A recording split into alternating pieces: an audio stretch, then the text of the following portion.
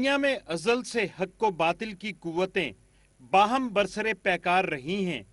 حق اس دنیا میں بھی حق ہے اور آخرت میں بھی، اور اسی طرح باطل دونوں جہانوں میں باطل ہے.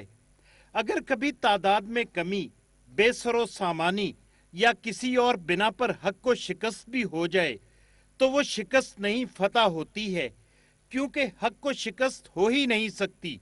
قرآن مبین میں ارشاد باری تعالیٰ ہے وَقُلْ جَاءَ الْحَقُّ وَزَهَقَ الْبَاطِلُ إِنَّ الْبَاطِلَ كَانَ زَهُوقًا، یعنی کہہ دو کہ حق آ گیا اور باطل فنا ہو گیا، کیونکہ باطل تو ہے ہی فنا ہونے کے لیے. حق و باطل کا ایک مارکا مقبوضہ جموں کشمیر میں بھی برپا ہے.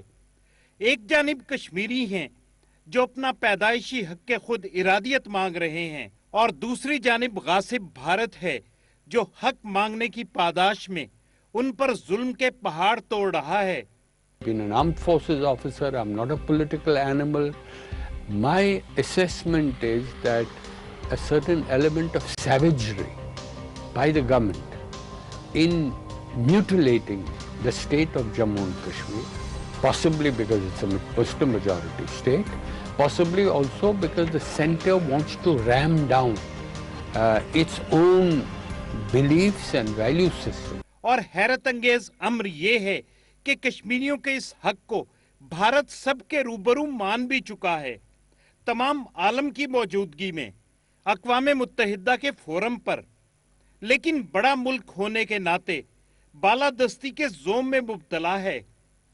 5 اگست 2019 کے اقدام کے بعد تو کشمیر انسانوں کا ایک جنگل ہے جس میں جو زور آور ہے وہ کمزور پر ظلم کر رہا ہے. ہر قسم کی آزادیاں، انسانی حقوق، اخلاقی فرائض کشمیر میں کہیں کچھ بھی نظر نہیں آتا. اگر کچھ سنائی دیتا ہے تو وہ بارود کی گھن گرج، اور اگر کچھ دکھائی دیتا ہے تو انسانی لہو، چیختے انسان اور ان پر برستی لاٹھیاں. یہ کون سی جمہوریت ہے؟ For Kashmiris, it has never acted as a democracy. And I choose my words carefully. It's a bewilderingly diverse country, the size of a continent. Numerically, it has been the world's largest democracy. But I once read an Indian writer, very good Indian writer, described India as the world's greatest experiment in democracy. But the writer also said that sadly, the world's greatest experiment in democracy is failing. اس مرتبہ بھی مقبوضہ جموں کشمیر میں محرم الحرام کے تقدس کو بری طرح سے پامال کیا گیا.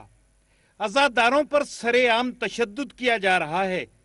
خوف پیدا کرنے کے لیے فائرنگ کر کے کشمیریوں کو شہید کیا جا رہا ہے اور گھروں میں بند رہنے پر مجبور کیا جا رہا ہے. پاکستان کے وزیر خارجہ جناب شاہ محمود قریشی نے اپنی ایک میڈیا ٹاک میں بھارت کو آئینہ دکھایا کہ ایک جانب جمہوریت کا ڈنڈورا اور دوسری جانب مذہبی آزادیوں پر قدغنیں. یہ کون سی جمہوریت ہے؟ آج پوری دنیا میں عزاداری کے جلوس ہیں. مقبوضہ جموں کشمیر میں پابندی ہے. اس وقت وہاں جو ماتمی ہیں، جو جلوس ہیں، جو ان کی انتظامیہ ہے، ان کو گرفتار کیا جا رہا ہے، ان پر تشدد کیا جا رہا ہے. آپ نے دیکھا نوجوانوں کو جو محرم کے جلوسوں میں شامل تھے، ان پر لاٹھیاں برسائی جا رہی ہیں اور پولیس وینز میں ان کو اٹھا کر پھینکا جا رہا ہے، گرفتار کیا جا رہا ہے. ایک طرف ہندوستان دعویٰ کرتا ہے کہ وہاں مذہبی آزادی ہے اور کوئی پابندی نہیں ہے. یہ بنیادی حقوق ہیں، یہ بیسک جو فنڈامنٹل رائٹس ہیں، مذہبی آزادی اس کا ایک حصہ ہے. لیکن آج جموں و کشمیر میں ہمیں مذہبی آزادی پر قدغن دکھائی دے رہی ہے. مساجد پر تالے، عزاداری پر قدغنیں، اجتماعات پر پابندیاں، گھروں میں رہنے پر مجبور کرنا، یہاں تک کہ شہیدوں کی لاشیں نہ دینا. صاف ظاہر ہے کہ بھارت شدید خوف کا شکار ہے. یہی خوف بھارتی ہزیمت کا باعث بن رہا ہے، بنتا رہے گا یہاں تک کہ بھارت خود ایک روز کشمیر سے جانے کا اعلان کرے گا اور سر عام کرے گا.